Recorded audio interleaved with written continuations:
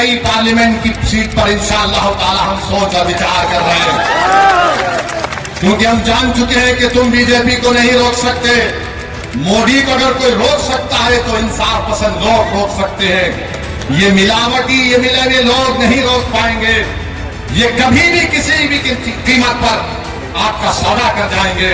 तो हम आपसे अपील कर रहे हैं कि अपने मुत्तहिद रहिए, मजलिस को मजबूत रखिए। हम आपसे आपके वोटों से मुंतखब शुदा, आपकी दुआओं से मुंतखब शुदा चारों विधायक को उन्होंने खरीद लिया। अब बताइए कौन जिम्मेदार है अगर आज बिहार में बीजेपी की सरकार है? तेजस्वी से पूछेंगे तो तेजस्वी बोलेंगे चाचा हमको छोड़कर चले गए।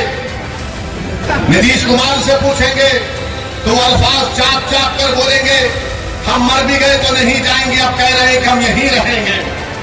यानी नीतीश कुमार, अगर गिरगुट और नीतीश कुमार को सामने रखा जाए तो गिरगुट कहेगा कि मुझे इससे शर्म आती है। इतना रंग बदलते नीतीश कुमार, सुबह में जो बोलेंगे शाम तक चाचा पलट जाएंगे। अरे जब तुम सत्ता में तेजस्वी चाचा के साथ आ गए तो बड़ा हाथ पकड़ कर चल रहे थे, गले मिल मिल कर बोल रहे थे कि हम ये कर देंगे, बताओ फिर क्या हुआ? क्या सीमांचल की जनता से इंसाफ हुआ? क्या सीमांचल में यहाँ पर आप ही के इस विधानसभा में यहाँ पर 2 अनुमंडल की जरूरत थी, क्या अनेक अनुमंडल खुला?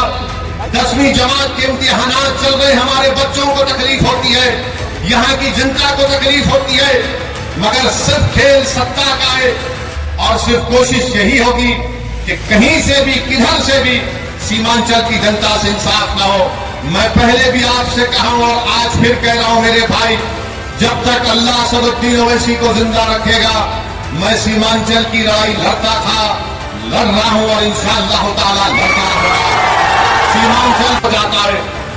तेजस्वी यादव को जरा सोचना चाहिए था कि जब तुमको मजलिस की जरूरत पड़ी तो अख्तर अली खान को बुलाया, बोला कि अख्तर भाई हमारा साथ दे दो। तेजस्वी तुमने जो 4 गुलाब जामुन समझकर हमारे विधायक को खा दिया, वो हजम कर दो तुम उनको। क्या किया तुमने उन 4 का? कहां मुंह दिखाने के काबिल नहीं रहे वो लोग? आज अख्तर अली खान से कह रहे अरे हमने पहले दिन से कहा था कि हम बीजेपी से कभी समझौता नहीं करने वाले, हम कभी समझौता नहीं किए, ना करेंगे कभी इंशाअल्लाह ताला। 2 मरतबा नीतीश कुमार को तुमने मुख्यमंत्री बनाया और 2 मरतबा नीतीश कुमार ने बिहार की जनता को धोखा दिया और बीजेपी को सत्ता दी। मगर बताओ इनकी जबानें बंद है, जबानें बंद है, कुछ नहीं कहते। मगर मेरे अजीज दोस्तों और बुजुर्गों, हम आपसे सिर्फ यही अपील करने आए हैं कि आने वाले लोकसभा के चुनाव में नरेंद्र मोदी के 370 का वो दावा कर रहे हैं, उसको रोकने के लिए, सेकुलरिज्म को हकीकी कामयाबी दिलाने के लिए, सीमांचल में इंसाफ की लड़ाई लड़ने के लिए, बिहार के गरीब और मजलूमों के ताकतवर आवाज को पार्लियामेंट में पहुंचाने के लिए, वतन अजीज के गरीब और मजलूम अकलियतों के आवाज को बिहार से पार्लियामेंट तक भिजाने के लिए हम आपसे ये अपील करने आए हैं, गुजारिश करने आए हैं कि आप अब की बार मजलिस को वोट दीजिए। जो लोग सेकुलरिज्म की बात करते हैं वो सिर्फ तुम्हारा वोट लेना चाहते हैं और उसके बाद वो बीजेपी को इख्तियार देना चाहते हैं।